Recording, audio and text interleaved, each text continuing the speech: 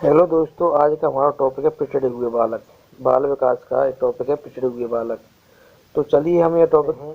अगर दोस्तों आपको हमारी वीडियो अच्छी लगती है तो हमारे चैनल को सब्सक्राइब करें और बेल आइकन घंटी पर जरूर क्लिक करें, क्योंकि हम ऐसी वीडियो लाते रहते हैं। और आपको अगर कोई और अच्छी वीडियो चाहिए, कोई और टॉपिक पढ़ना हो, तो हमारे कमेंटमेंट बॉक्स में जरूर कमेंटमेंट करें।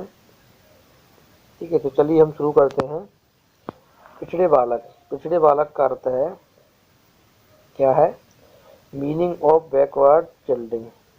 ठीक है, जो बालक कक्षा का औसत कार्य नहीं कर पाते हैं और कक्षा के औसत छात्रों से पीछे रहता है, उसे पिछड़ा हुआ बालक कहते हैं। पिछड़ा हुआ बालक क्या कहते हैं? देखिए, जो बालक कक्षा का औसत कार्य नहीं कर पाता है, कक्षा का औसत कार्य, अगर उसको एक पेज नकल करनी कह रहा है तो उसको आधा पेज भी नहीं कर पा रहा है, औसत कार्य नहीं कर पा रहा है, और कक्षा के औसत छात्रों से, जो उसकी बराबर के लेवल के बच्चे हैं, औसत छात्रों से पीछे रहता है, तो उसे क्या कहते हैं? पिछड़ा बालक कहते हैं। पिछड़े बालक का मंद बुद्धि होना आवश्यक नहीं है। पिछड़े बालक का क्या? मंद बुद्धि होना आवश्यक नहीं है।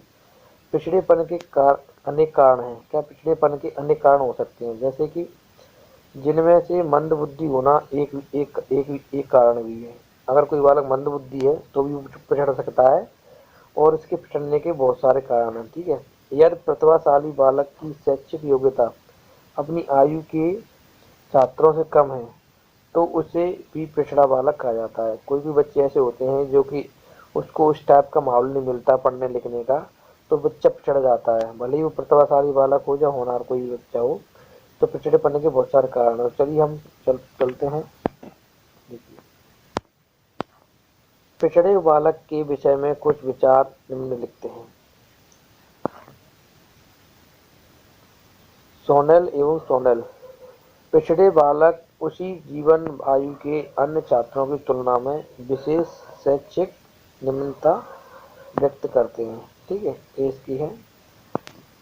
हिज मजिस्ट्री कार्यालय के अनुसार, हिज मजिस्ट्री कार्यालय के प्रकाशन पिछड़े बालक की शिक्षा में कहा गया है कि पिछड़े बालक वे हैं जो उस गति से आगे बढ़ने में असमर्थ होते हैं जिस गति से उनकी आयु के अधिकांश साथी आगे बढ़ रहे हैं।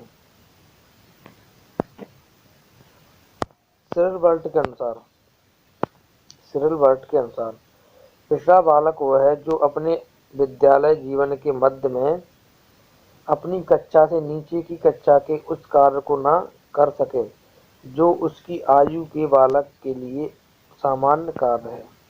ठीक है, सिरल बर्ट जी ने क्या कहा है? देखिए, बहुत अच्छा कहा है इन्होंने कि पिछड़ा बालक वह है जो अपनी विद्यालय जीवन के मध्य में, अर्थात लगभग 10.5 वर्ष की आयु में, अपनी कक्षा से नीचे की कक्षा के उस कार्य को ना कर सके जो उसकी आयु के बालक के लिए सामान्य कार्य है।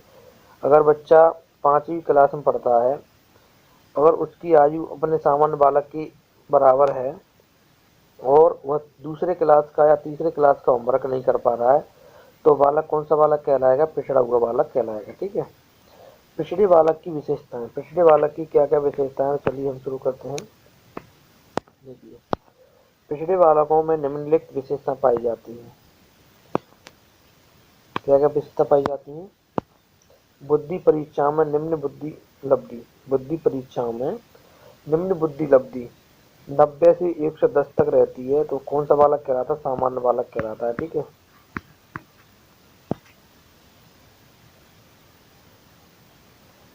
सामान्य विद्यालय के पाठ्यक्रम से लाभ उठाने में असमर्थ। जो सामान्य विद्यालय के पाठ्यक्रम में लाभ उठाने में क्या रहते हैं? असमर्थ रहते हैं पाठकों।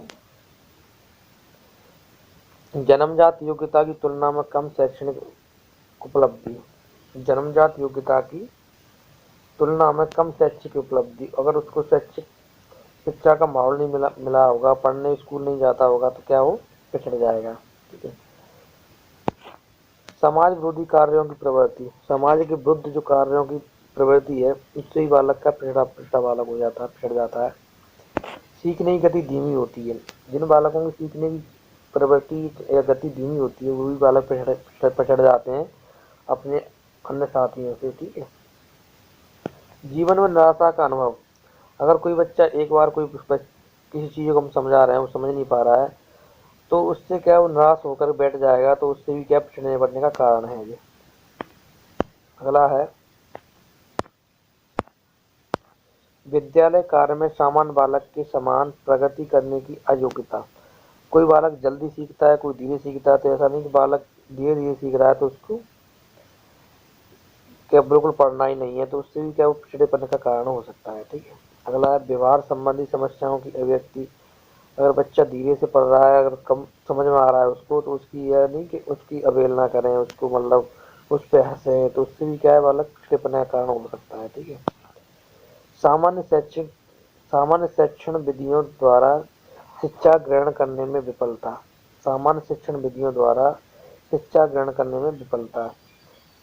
ठीक है। अगला है मानसिक रूप से अस्वस्थ और असमायोजित व्यवहार। मानसिक रूप से अस्वस्थ और असमायोजित व्यवहार। अगर बच्चा मानसिक रूप से ठीक नहीं है, उसका दिमाग का संतुलन, तो उसको असमायोजित व्यवहार, उससे गलत व्यवहार नहीं करना चाहिए। ठीक है। अपनी और उससे अपनी और उससे से नीचे ही कच्चा कार्य करने में असमर्थ रहता है, वो भी बालक पेड़ा बालक रहता है। मंद बुद्धि, सामान्य बुद्धि या अतिश्रेष्ठ बुद्धि का प्रमाण। ठीक है। कोई बालक पिछड़ा हुआ बालक हो सकता है। ठीक है। अब हम पढ़ेंगे यहाँ से पिछड़ेपन या शैक्षिक मंदता के कारण। पिछड़ेपन या शैक्षिक मंदता के कारण विद्यालय में अनुपस्थिति। विद्यालय में अनुपस्थित बच्चा पढ़ने ही नहीं आएगा, तो पिछड़ने का स्वाभाविक कारण है। शारीरिक दोष शारीरिक दोष जैसे विकलांग होना या कोई और तुतलाना। ठीक है। ना सुन पाना, तो इस प्रकार के दोष क्या बच्चा पिछड़ेपना कारण हो सकता है। निम्न सामान्य बुद्धि, अगर उसमें बुद्धि कम है। ठीक है। अन्य बच्चा कुछ बच्चे जल्दी सीख लेते हैं, वो बिल्कुल निम्न बुद्धि का है, देर से समझ में आता है, तो वो भी एक पिछड़ेपन का कारण है। ठीक है। परिवार की निर्धनता। परिवार अगर गरीब परिवार से आता है बच्चा, तो ये भी एक का पिछड़ेपन का कारण है। माता पिता की बुरी आदत है। अगर माता पिता की बुरी आदत कैसे बच्चे के सामने लड़ रहे हैं, झगड़ रहे हैं, ठीक है, तो इस तरीके से बच्चा पिछड़ने का कारण है। ठीक है। विद्यालयों का दोषपूर्ण संगठन का वातावरण। अगर विद्यालय में कोई बच्चे किसी अच्छे वातावरण अच्छे परिवार से आते हैं, कोई पिछड़े हुए परिवार से आते हैं, तो एक अगर इस तरीका से विद्यालय का दोषपूर्ण संगठन या वातावरण में रहेगा, बच्चों से दोस्ती करेगा जो गलत वातावरण से आते हैं, तो ये पिछड़ने का कारण है। ठीक है। परिवार के झगड़े अगर बच्चे कोई भी ऐसे परिवार रहते हैं जो बहुत जल्दी अलग अलग हो जाते हैं, माता पिता, तो ये लड़ाई झगड़े होते रहते हैं, तो इससे क्या बच्चे पिछड़ेपन के कारण है। ठीक है। माता पिता की अशिक्षा, जिन बच्चों के माता पिता शिक्षित नहीं है, अशिक्षित हैं, उनके बच्चे भी अशिक्षित रह जाते हैं, क्योंकि पिछड़ जाते हैं। बच्चे को शिक्षा के बारे में जानते नहीं है क्यों। ठीक है। अगला है परिवार का बड़ा आकार। अगर परिवार का बड़ा आकार है, तो बच्चों का ध्यान ठीक से नहीं दे पाते हैं। ठीक है।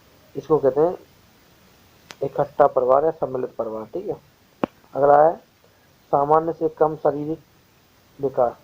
सामान्य से कम शारीरिक विकास। ठीक है। एक सामान्य कम शारीरिक विकास भी रहता है।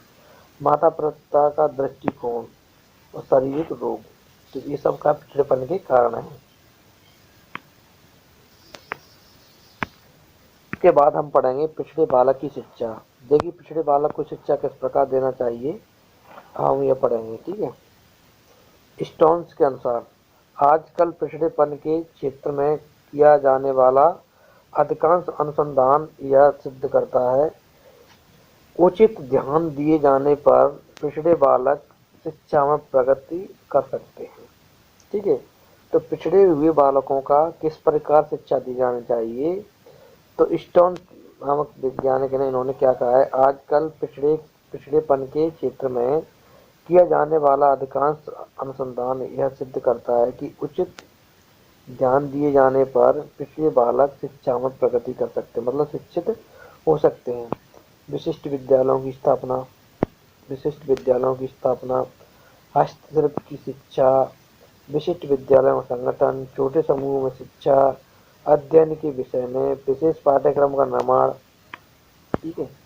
तो इस प्रकार से अगर बच्चों को पढ़ाएंगे, तो पिछड़ापन दूर हो सकता है। ठीक है।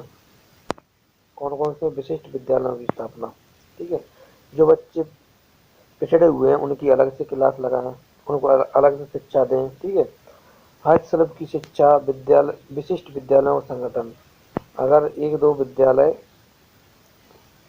का एकजुट करके पिछड़े हुए बालकों को अलग से पढ़ाएं। ठीक है, छोटे समूह में शिक्षा, छोटे छोटे समूहों में दोस्तों में उनके बच्चों को उनके बराबरी के बच्चों को बैठाएं, छोटे छोटे समूहों पर उनको शिक्षा दिलाएं, एक दूसरे की हेल्प करें, बच्चों को इस प्रकार ज्ञान दें।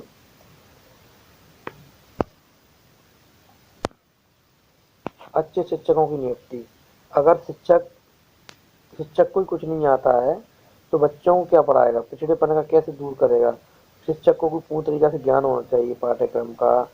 ठीक है, कब कौन सी चीज पढ़ानी है, शिक्षण विधियों का ज्ञान होना चाहिए। ठीक है, सांस्कृतिक विषयों की शिक्षा, विशेष शिक्षण विधियों का प्रयोग। ठीक है, विशिष्ट कक्षाओं की स्थापना। जो बच्चे पिछड़े हुए हैं उनके लिए अलग से विशिष्ट कक्षा लगानी पड़ेंगी।